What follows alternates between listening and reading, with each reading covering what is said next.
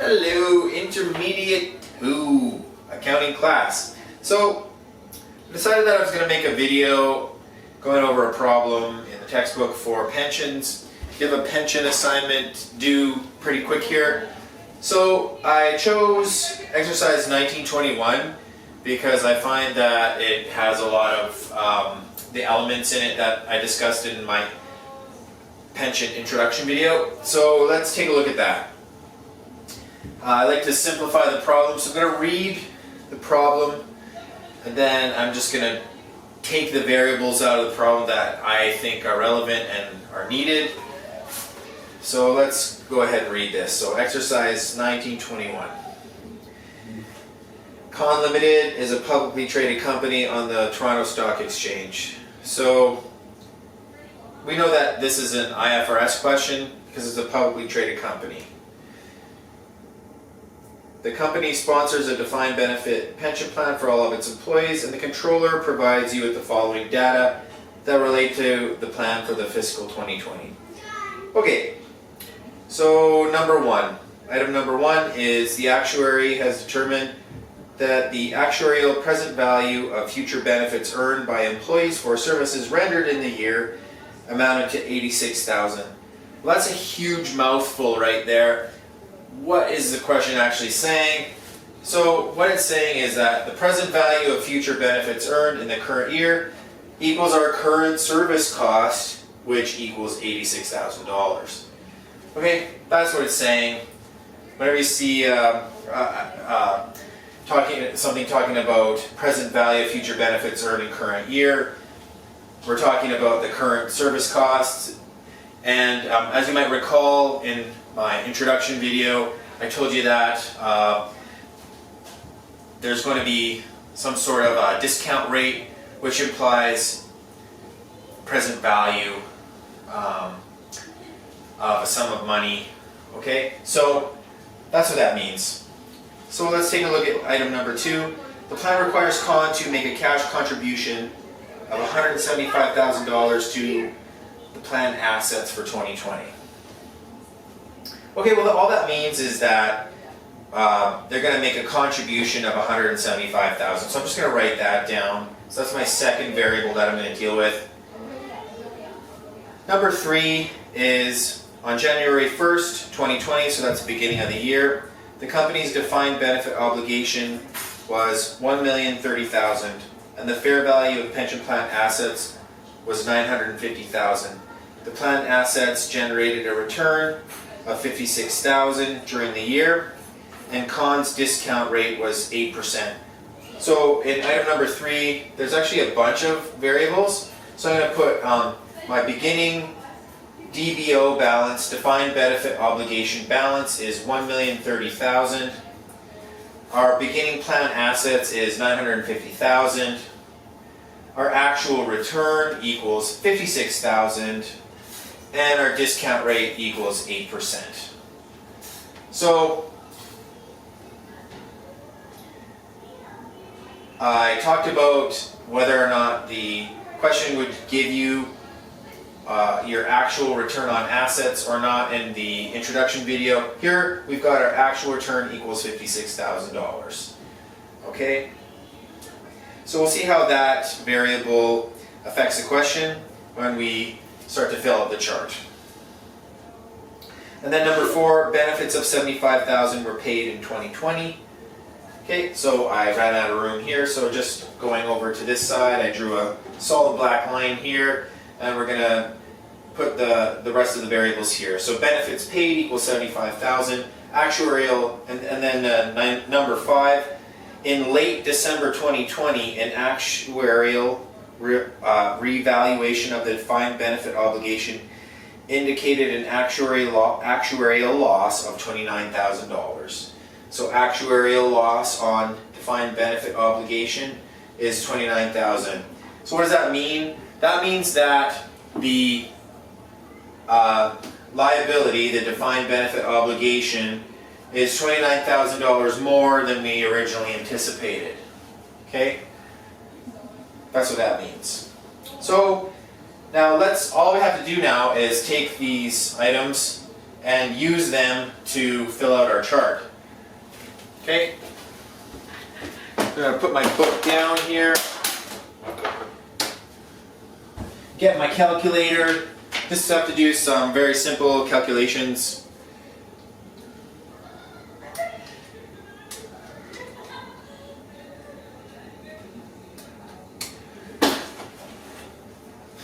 Okay, so present value of benefits earned. What do we have to do with that? I'm going to skip that. I'm going to go to what is easiest. So my beginning balance is what I want to deal with first. So I'm going to go beginning defined benefit obligation balance 1,030,000. Okay, so that means that this is going to go here. So let's put that here, 1,030,000. Okay, and then beginning plan assets 950,000. And what I'm going to do is debits are going to not be in brackets and credit balances are going to go in brackets. So I'm going to go like that, credit balance in a bracket.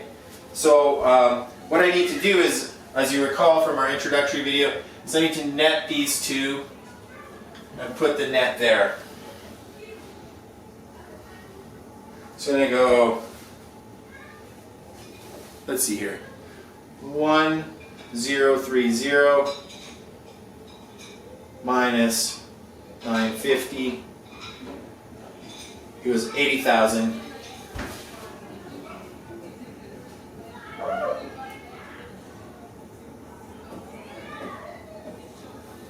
And that's a credit balance because this number, our defined benefit obligation, which is a natural credit balance, is bigger than our plan asset, which is a natural debit balance. Okay, the next thing we're going to do is our past service cost. Okay, does the question have a past service cost in it? It does not have a past service cost in it. So this one is blank, blank. Okay, our current service cost is the first variable that we had in the question, so it's 86,000.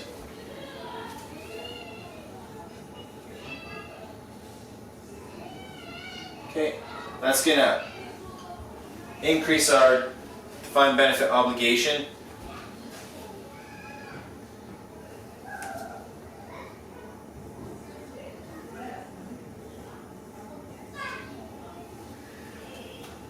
And it's going to be an expense here, so that's a natural debit balance. Okay.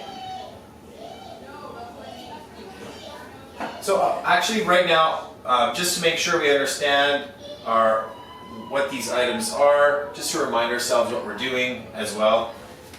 We are adjusting our balance sheet using income statement items. So this is an income statement item. Or statement of comprehensive income item. Let's call it income statement item, just to simplify it. Annual pension expense, that's an income statement item. Cash is a balance sheet item.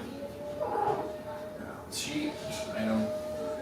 And net defined benefit obligation is a balance sheet item as well.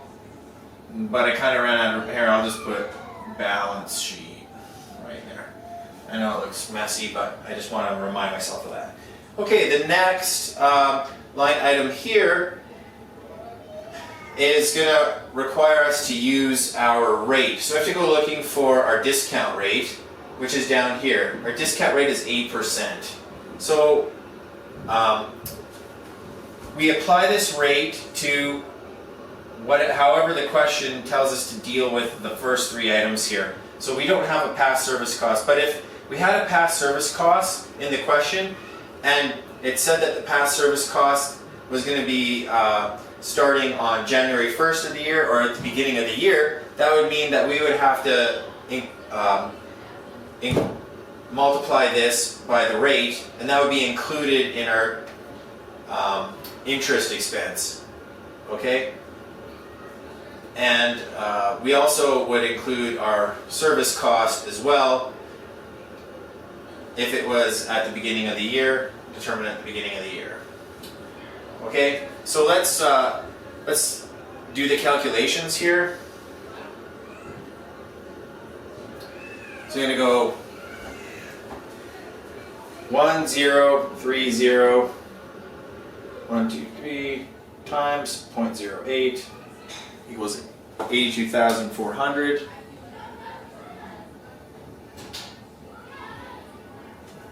Okay. So we'll put that right here.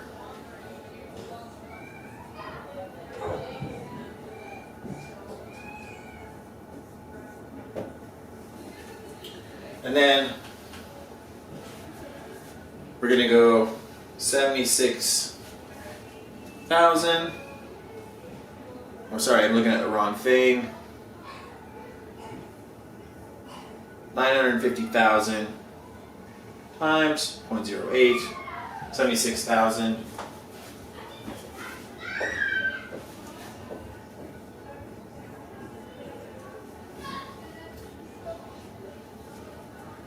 Okay. So that would be what we would expect our plant assets to grow by. And so our finance expense or interest expense minus what we think our assets are going to grow by, or sorry, netted, I shouldn't say minus, but netted, 82,400 minus 76,000 is 6,400. Okay.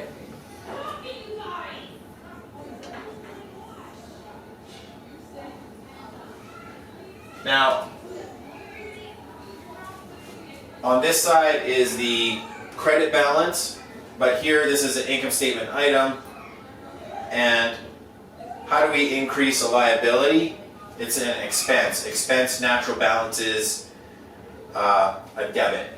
Okay, so I'm going to leave that without parentheses. Okay, so the next thing that we're going to look at is asset remeasurement gain or loss. Do we have an asset remeasurement gain or loss in this question? Well, it says the actual return on our assets is 56,000, but we recorded 76,000. So what we're saying is our actual versus what we estimated is different, and so we have to change that. So it would be, I'm going to do the math right here. I'm going to go, go 56,000 minus 76,000 equals a $20,000 adjustment. Okay, I'll just put adjustment. Okay, and so that's what I'm going to do. I'm going to adjust my gain by $20,000. And so I'm going to reduce that. Okay, and so we have a remeasurement gain or loss column here. And so if I reduce my assets by $20,000, what do I do? Do I debit or credit? So I'm going to debit here. Okay. So you see, whenever we have a debit, we have to have some sort of a credit because we have to balance it out, right?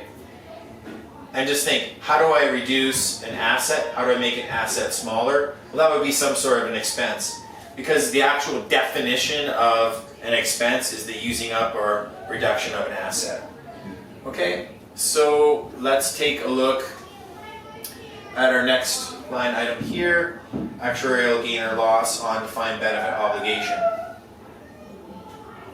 So this was actually just given to us in the question, so we can just copy it down. So we can go like this. This is a debit.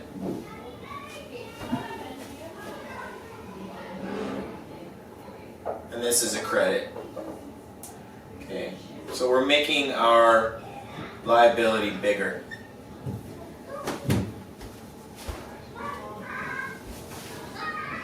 There we go.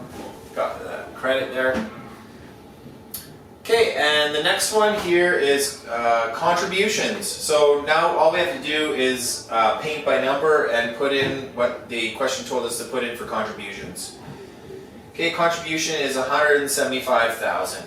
So we have to pay cash 175,000. So we're going to reduce our cash, and we're going to put it right here. Plan assets grows by 175,000. Okay, see it grows there. Reduction on our balance sheet.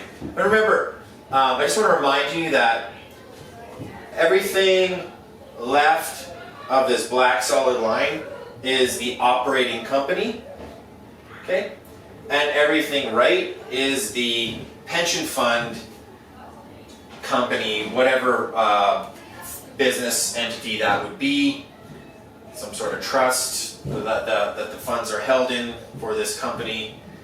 Okay, because remember, these promises to pay employees in the future have to remain intact. Even if this company shuts down, ceases operations, the promises to pay these retirees has to live on. Okay, so that's why it's important for these funds to remain in a separate legal entity. Okay, and so we have contributions, then we have benefits paid. Okay, benefits paid is another paint by number item, and it's 75,000. So if I am gonna pay benefits, then I gotta reduce my plan assets, and then I also reduce my obligation. So reducing a liability is a debit, reducing an asset is a credit. Okay. Now we're in a position to calculate our expense entry.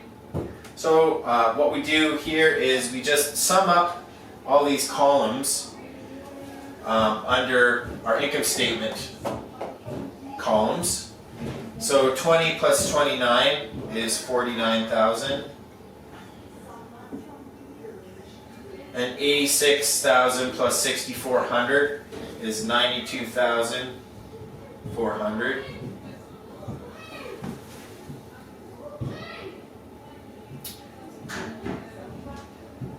Okay, and we add these two together. So we can do our simple calculation here. It's just going to be 49,000 plus 92,400 equals 141,400.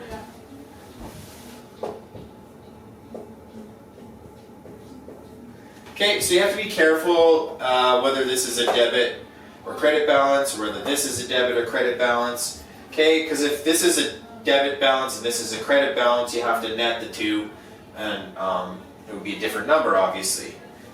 Okay, and then we have our funding entry. Okay, so that would be the cash. So we have 175,000 cash debit here, and that would decrease our net defined benefit obligation because this is a payment towards the debt.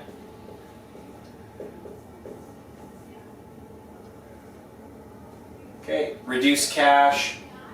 And how do you reduce a liability? You debit it. So here's a credit, here's a debit. Okay, and what is our balance now? Now all we do is sum this up. Okay, we're gonna go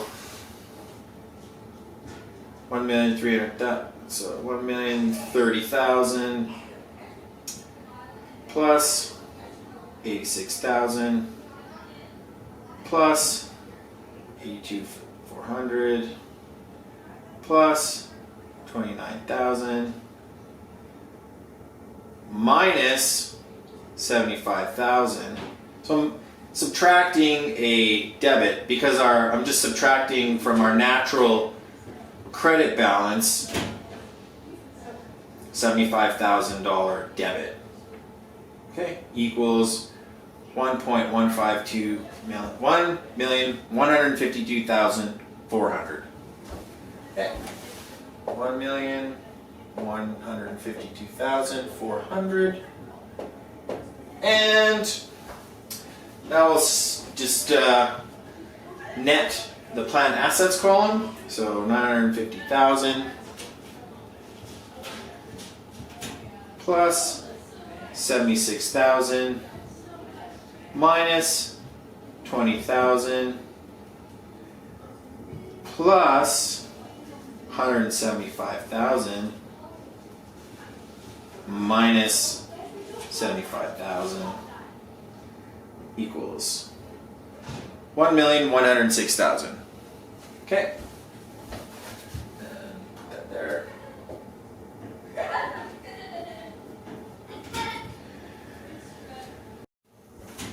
Hey everybody, sorry about that. Guess what? I ran out of space on my camera and so the video stopped. So I'm back, and where we were at was we were netting these two columns. After the video stopped, I realized that I didn't make this balance a credit balance, so I put the parentheses there and corrected that. Oh, another thing I'm going to have to correct here is that I have recorded some expenses here, and I added them up and put them here, but this has to balance, right? So when we have these expenses, we add them together, and guess what? The reason why we have these expenses is because it affects our balance sheet item, and we have to credit it 141,000. Okay, so let's just pretend that I didn't do that. That I realized that I ran out of space on my camera and I stopped the video right away. Okay, so now let's add up these columns. Let's add up this column here. Or actually, we can net this way. So I'm going to do that. I'm going to go 1,152,400 negative plus 1,106,000. Okay, equals a credit balance of 46,000 to 46,400. Okay, so I netted this way. Well, it should also net this way as well in the defined benefit obligation column. So let's just test that, see if that works. Okay, so 80,000 credit balance plus 141,400 credit balance plus 175,000 debit balance, 46,400. Okay, so there we go. Now, all we have left to do is the journal entries. There's two really simple journal entries. We have to do our expense journal entry, which involves our OCI account, and we have to do it also involves our annual pension expense plan, which is an income statement item, and then our net defined benefit obligation. And you just use these titles for your journal entries, okay? So we have a debit, and a credit, and then our funding entry is going to be debit, our defined benefit obligation, and credit cash. Okay, I guess I can make another video. I have to erase this whiteboard to do that, which I'll gladly do for you. Erase my beautiful whiteboard here, and we can do those journal entries.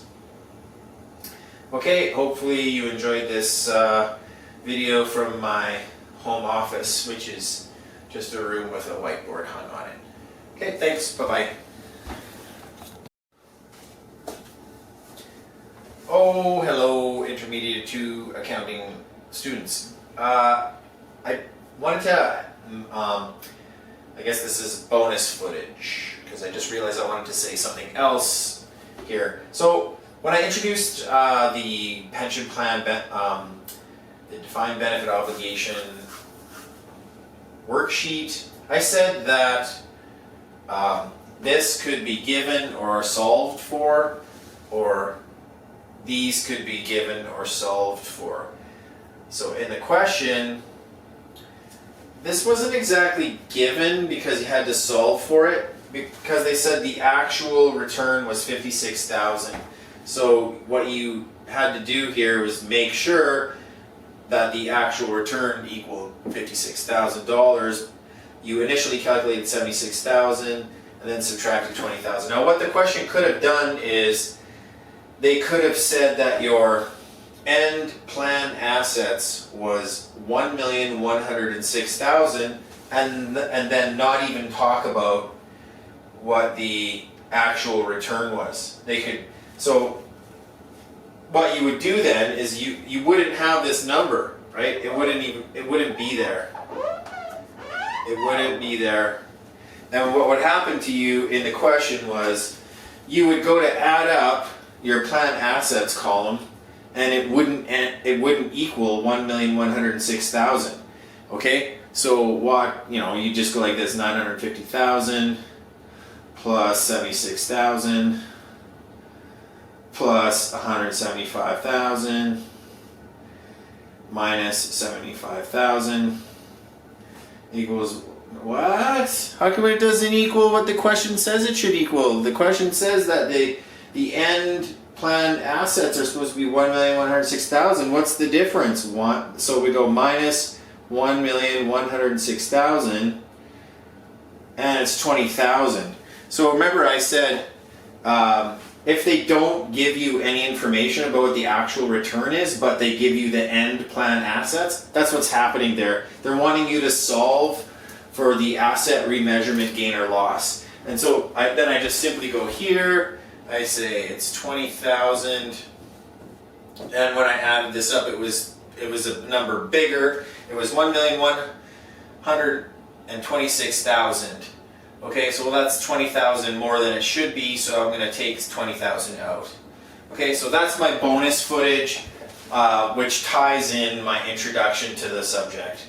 I just wanted to show you that. Okay, so in this question, they gave you variables. They gave you variables to help you solve and sum up to the correct number, but they can give you the end number and not even mention this, and then you would have to plug this number to make it work.